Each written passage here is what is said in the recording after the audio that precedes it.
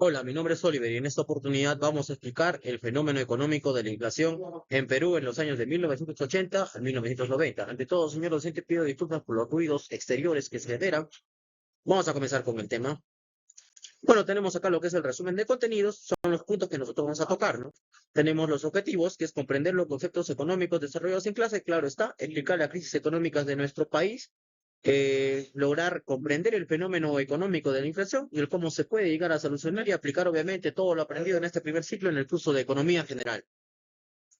En la parte introductoria podemos decir que el fenómeno económico de la inflación en Perú durante los años de 1980 y 1990 fue una crisis devastadora caracterizada por una hiperinflación extrema que alcanzó tasas superiores al 7,650% en 1990. Esta inflación descontrolada fue impulsada por políticas monetarias expansivas, un déficit fiscal elevado, la devaluación de la moneda y la pérdida de la confianza del sol peruano. Bueno, en cuanto a esa historia, podemos remontar y recordar que este fenómeno se dio en los periodos del presidente de Fernando Belaúnde Terry, en los años de 1980 al 85, y el presidente Alan García Pérez, ¿no? Del 85 al 90. Quien, quien, quienes desde el inicio, desde los 90 en el gobierno de Belaúnde, ya se daban los primeros indicios de lo que va a ser la inflación, debido a que a la fuerte deuda externa que contraíamos nosotros con otros países, ¿no? Exactamente esta deuda la venimos arrastrando desde gobiernos militares como lo que es Juan Velasco Alvarado, Remigio Morales Bermúdez y todos esos presidentes no militares, por el cual Belaúnde Terry no supo manejar, no supo administrar, y los precios iban aumentando, y ahí sale una nueva promesa que sería Alan García, ¿no? Alan García que ingresa al Estado con promesas de mejorar la economía, un excelente orador, un presidente inteligente, joven, que prometía a la gente. Pero el detalle en él fue que al querer solucionar las cosas estas, no supo qué hacer, y también la mala administración de todos los bienes y los miembros que integraban lo que son los ministerios, ¿no? Mismo, lo principal que hizo él fue la creación de la moneda del INTI, a favor de que la moneda del sol se ve desvalorizado completamente, ¿no? ¿Por qué? Él usó, él usó el Banco Central de Reserva del Perú como su monedero. Es decir, él decía, no, las cosas suben, bueno, yo creo más billetes, ¿no? Creo más billetes, le pago más a la gente, y eso pasaba constantemente. Las cosas subían, la gente pedía aumento de sueldo y él daba. Y hasta hubo un punto en el que él, bueno, en el que la moneda ya no pudo sostenerse, ¿no? Entonces, también podemos mencionar otra cosa de Alan García, es que él se negó a pagar la deuda externa, todo comenzó desde ahí. Él dijo, no tenemos plata en Perú, estamos en quiebra, no voy a pagar, tampoco no tengo ni voy a pagar la deuda externa. Y lo declaró en una conferencia en el Banco Mundial, ¿no? Cosa que producto de ello nuestra moneda decía, bueno, si están en quiebra, no tienen que pagar, no tiene validez. Recuérdense que el Banco Central de Reserva y los billetes de nuestro país tienen valor gracias a nuestra reserva, que puede darse en oro o puede darse en divisas, como son lo que son los dólares, ¿no? Bueno, comenzamos con lo que son temas de escuelas económicas. La escuela keynesiana, la escuela se basa en una teoría económica que se centra en la relación entre el gasto agregado y el nivel de producción y empleo. Esta teoría fue propuesta por John Maynard Keynes en su obra Teoría General del Empleo. El interés y el dinero, publicada en 1936. Algunas de las principales ideas de la escuela keynesiana son: los gobiernos deben de aumentar el gasto público para estimular la demanda agregada. Los gobiernos deben invertir directamente en el mercado y ampliar políticas fiscales expansivas para reducir el desempleo. Los precios son rígidos, por lo que las fluctuaciones en el gasto afectan a las personas y obviamente al mercado, ¿no? La intervención del Estado puede estabilizar la economía. En pocas palabras, lo que nos dice la teoría, bueno, lo que nos dice la escuela keynesiana, es de que el Estado va a jugar el principal juego de roles, va a ser quien va a administrar, va a ser quien va a dar solución a la economía, a los problemas como son inflación, oferta, demanda del mercado, ¿no? Va a ser quien va a administrar completamente.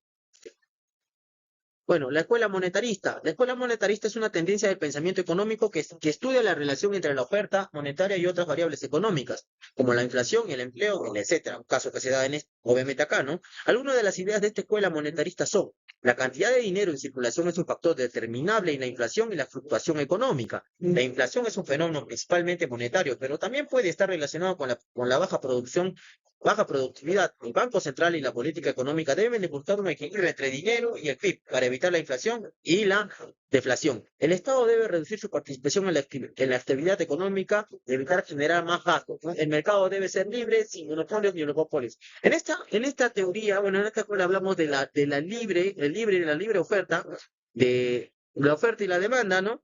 También otro punto que tenemos que ver que quien debe de administrar el dinero debe de ser un ente, en este caso el Banco Central de Reserva, quien debe de controlar de que no haya inflación, de que no se creen billetes en exceso para que no haya, para que su valor no se desmonetice, y también tiene que regular que tengamos lo que son las reservas, ¿no? Cosa que Alan García lo hizo con su propio monedero, sacó. Lo peor que fue combinar, ¿no? Lo que es el Banco de Central de Reserva con lo que es el poder del Estado. Fue lo peor que se hizo. Bueno, conceptos económicos. Acá ya tocamos como lo que es la hiperinflación. Se refiere a una inflación extremadamente alta, descontrolada, generalmente superior al 50% mensual durante un periodo sostenido.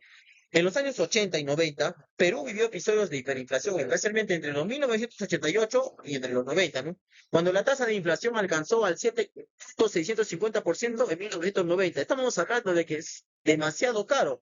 Podemos ponerlo en ejemplo, ¿no? Cuando la plata que en ese tiempo, bueno, hace 10 años, en el 80 podías comprar un automóvil, en los 90 te podías comprar, no sé, una cajetilla de cigarrillos, así como lo decía Jaime Bailey, ¿no? En sus citas, en sus entrevistas. Política monetaria expansiva. Durante los años 80, el gobierno peruano recurría a la emisión de dinero para financiar su déficit fiscal y la deuda externa. Al emitir más dinero sin respaldo en la producción de bienes y servicios, se generaba una sobreabundancia de dinero en la economía, lo que provocaba el aumento generalizado de precios. Fue una de las causas principales de la inflación. Lo que ha hecho Alan García, exactamente, imprimir billetes, según él pensaba que esa era la solución. Bueno, imprimo, doy, pero ¿bajo qué, no? Conceptos económicos. El déficit fiscal, ¿qué es? Ocurre cuando el gobierno gasta más de lo que ingresa, lo que obliga a financiar la diferencia mediante la emisión de dinero o la contratación de una deuda. Prácticamente no gastábamos más de lo que ingresaba porque al estar la presencia del terrorismo en el Perú también, y al estar todos esos problemas de la deuda, no había capital externo, no había personas que querían invertir. Producto de ellos también surge el déficit fiscal.